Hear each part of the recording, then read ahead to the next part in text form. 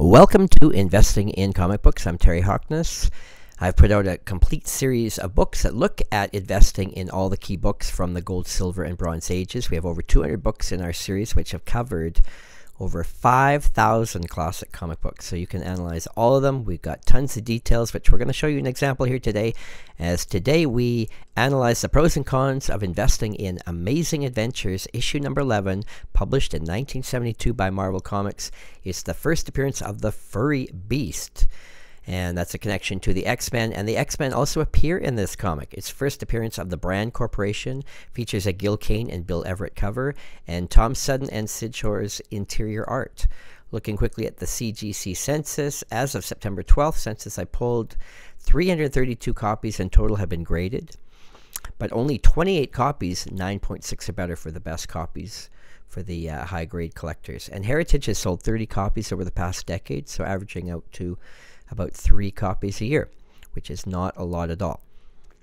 So already what I can tell you about this book is usually Marvel 1970s Bronze Age comics have been hoarded quite a bit, but this isn't one of the more popular titles, and the Beast didn't stand out as a major key player until way later.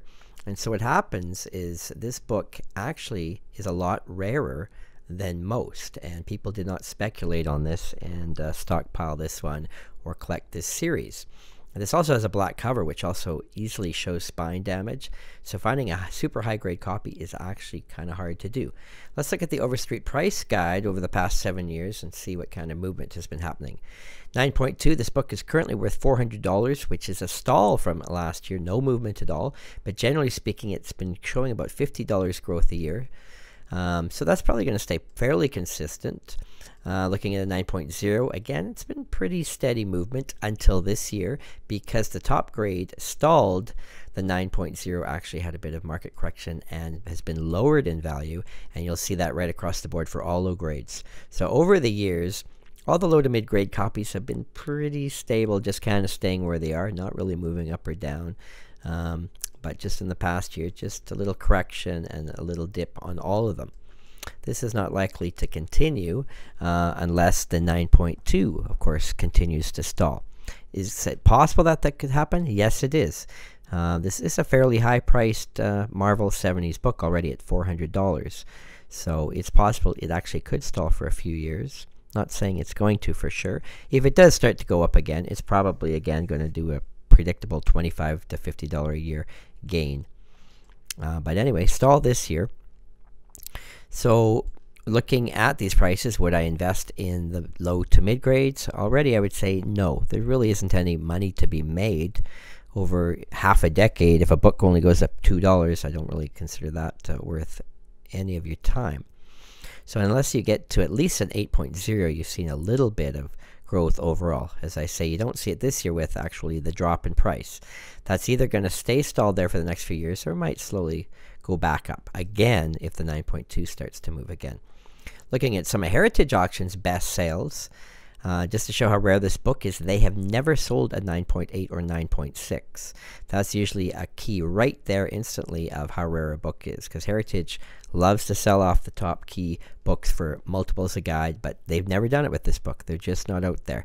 So they've sold a bunch of 9.4s though, and the best sale they had was in 2005 for a copy that sold for just a bit over $1,000, and at that time the book was not even worth $200. So that person paid over 5 times guide in 2005. The next best sale was also that year and sold for $862. Not as impressive, but obviously still 4 times guide. Any more recent sales actually haven't happened, so either they're not on the market or prices have actually come down for the highest grades. But again, as I said, no 9.8s or 9.6s have ever been sold. Looking at the CGC census, let's see how rare this book really is in those high grades.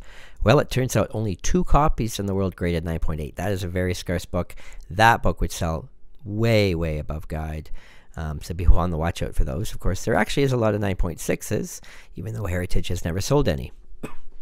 26 of them, in fact. So notice, to have a special book here, already over 100 copies have been graded 9.2 or higher. So Already, once you get to the 9.2 grade, it's not really a rare book. It's nothing special.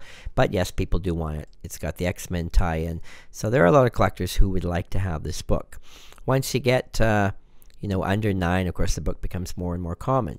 You'll see on the census there's not a lot of low-grade books. That's not because it's rare. It's just because most people know there's no sense paying to get your book graded when it has such a low value and it's not moving up. It's not worth investing in. So once you see under the 7.0, there's just no point.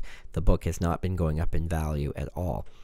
And what that also could mean is chances are that any copies graded 6 or less, you can probably buy through sites like eBay at underguide. Becomes a very common book, and people are not investing in the low grades.